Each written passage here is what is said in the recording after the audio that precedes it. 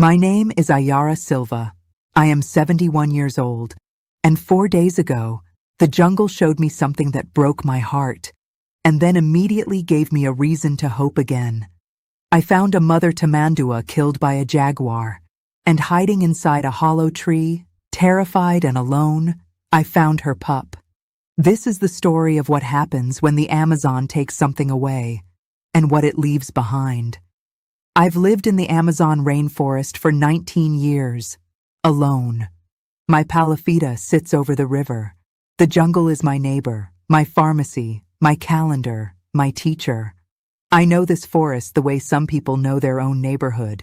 I know its sounds, its rhythms, its moods. That morning, I knew something was wrong before I even left my house. I was making tea on my small stove, 6 o'clock in the morning, and I heard it. The alarm calls, birds erupting from the canopy, dozens of them, all at once, flying away from one specific area near the forest edge. And the monkeys, howler monkeys, changing their calls to something sharper, more urgent. These are warning signals in the Amazon. They mean one thing: large predator. Something dangerous moved through that area very recently. I know the jaguar territory near my palafita. There is at least one adult jaguar who hunts this section of river. I've seen his tracks many times, heard him calling at night. We have an understanding, this jaguar and I. He doesn't come near my house. I don't interfere with his hunting. This is balance. This is the jungle's way. But that morning, his hunting had brought him very close. I waited 1 hour, long enough for a jaguar to move away from a kill. They don't stay long. They eat what they need and move on. At 7, I climbed down to my dock, put on my boots, tucked my machete in my belt, and I walked toward where the birds had alarmed. I followed the jungle path carefully, watching for signs, and I found them.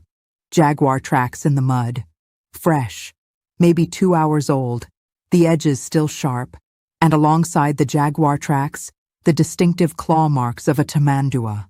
The two sets of tracks came together in one area, and the Tamandua tracks stopped. The signs of struggle were clear: broken vegetation, disturbed earth, the story written in mud and leaves.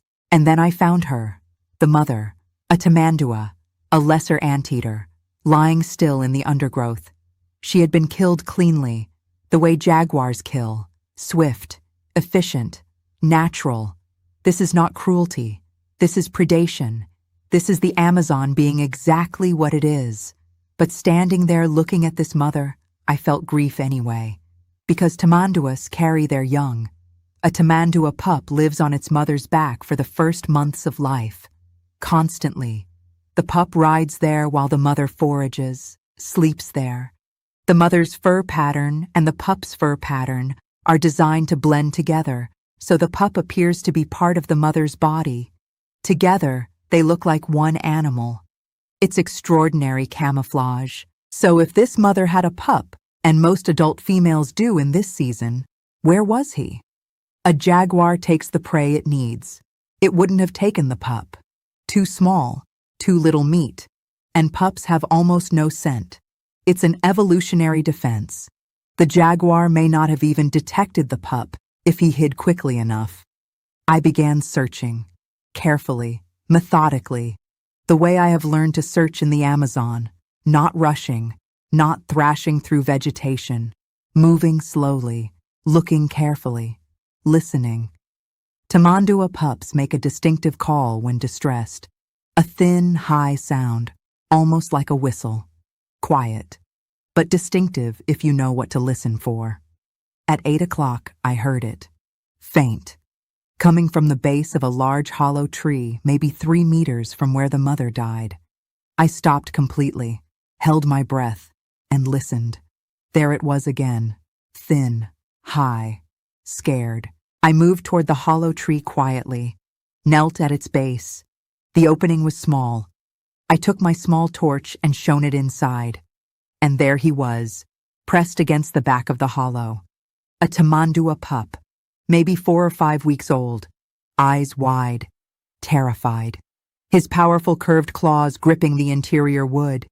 He had hidden there when his mother was attacked, and his almost scentless body had kept the jaguar from finding him.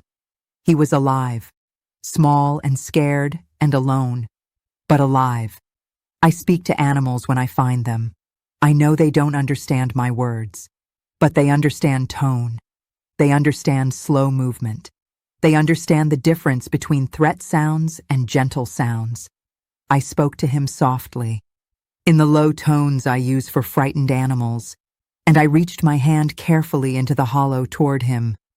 He pressed harder against the back wall, his claws gripping tighter. Tamandua claws are extraordinarily powerful. They're designed for ripping open termite mounds, which are harder than concrete. This tiny pup, 4 weeks old, was gripping that wood with strength surprising for his size. I didn't force. I never force.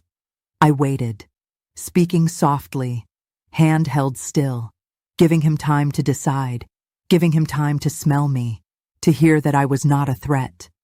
Minutes passed, the jungle sounds around us, birds returning, water moving in the river somewhere nearby, and slowly, gradually, his grip loosened. His claws released from the wood, and I gently brought him out into the morning light. He was extraordinary. I have lived in the Amazon for 19 years. I have seen thousands of animals. But this animal, this Tamandua pup, looking up at me with his huge dark eyes, with that impossibly long tube snout, with those prehistoric curved claws held against his chest. He took my breath away. Tamanduas belong to one of the oldest mammal lineages on Earth. They are edentate, which means toothless. They have no teeth at all, not even vestigial ones. Their mouths are specialized for one thing, releasing that extraordinary sticky tongue to capture insects. They eat tens of thousands of ants and termites every single day. And their claws, those powerful curved tools, are for one purpose: opening the fortresses those insects build. This pup was too young for any of that. He needed milk. He needed his mother's back. He needed months more of development before any of his extraordinary tools would be useful. And he had lost all of that in one morning. I carried him out of the jungle, and almost immediately he climbed onto my arm, his curved claws gripping my sleeve with that surprising strength. He crawled up my arm to my shoulder, and he settled there, his long snout resting against my neck, his tail wrapped around my arm, and I understood immediately what he was doing. He was treating me as his mother. His instinct said, climb on a large warm body and hold on. And that's what he did. He didn't know I wasn't a Tamandua. He only knew that I was larger than him, and I hadn't hurt him, and I was warm. And his survival said, hold on. I let him stay. Walked carefully back to my palafita with this strange passenger on my shoulder, a Tamandua pup, clinging to my neck, long snout pressed against my ear. At home, I examined him carefully. No injuries. He was dehydrated and in shock, but physically unharmed. The jaguar had never reached him. His hiding and his scentlessness had protected him completely. He had survived through instinct and evolutionary design. And now he needed me. Feeding was a challenge. Tamanduas have no teeth. Their mouths are tiny openings at the end of that long snout. I couldn't bottle feed him directly. I had to use a shallow dish, offer diluted goat milk near the tip of his snout. His tongue, already remarkably long for his age, would reach out to investigate. And gradually, he learned the dish meant food. That first day, he ate very little. Shock suppresses appetite. But by evening, he was drinking more readily. And by the second day, his curiosity was returning. I watched him move around my palafita with increasing confidence. Those powerful claws testing every surface, his snout probing every corner, finding a piece of termite nest I had placed there, his tongue working rapidly in and out, thousands of times per minute. This is how Tamanduas eat, tongue in, tongue out, hundreds of insects per minute. But what moved me most was the sleeping. That night, as I sat in my chair, he climbed onto my back, his claws gripping my shirt. He arranged himself across my shoulders, his snout between my shoulder blades, his tail hanging down my side.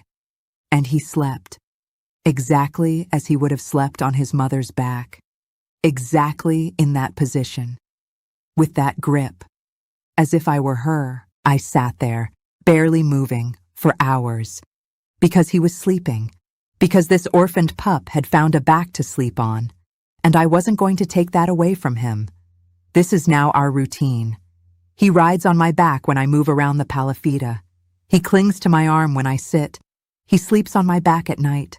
And every time I look at that extraordinary face, that prehistoric snout, those huge dark eyes, I think about his mother, who carried him just like this, who went out to find food that morning and never came back. The jaguar did what jaguars do. I don't fault him. This is the Amazon. Death is part of life here in ways that people in cities have forgotten. The jaguar needs to eat. The Tamandua's death feeds the jaguar and perhaps his own pups. This is the chain.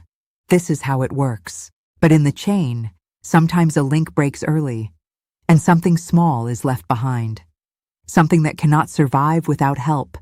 And if you're there, and you hear the faint call from inside a hollow tree, you can choose to be part of the chain differently. Tamandua pups stay with their mothers for up to 1 year. 1 year of carrying on the back. 1 year of learning. This pup will need me for a long time. It is a serious commitment. I am 71 years old, but I have made this commitment before. I will make it again. One day, when he is old enough, I will walk him to the forest edge. I will stand there and let him go. And he will walk into the jungle that took his mother. And he will become what he is supposed to be. A Tamandua, a ghost of the undergrowth, an ancient creature with an extraordinary tongue and impossible claws, doing the work he was designed for. But that day is many months away. Today, he is on my back, sleeping between my shoulder blades, his tiny snout pressed against my shirt, his curved claws loosely gripping. My name is Ayara Silva. This is the Amazon. This is where life takes and gives in the same morning, where a jaguar kills at dawn and a woman finds what was left behind. This is survival. This is compassion. This is the jungle asking you to carry something and saying yes.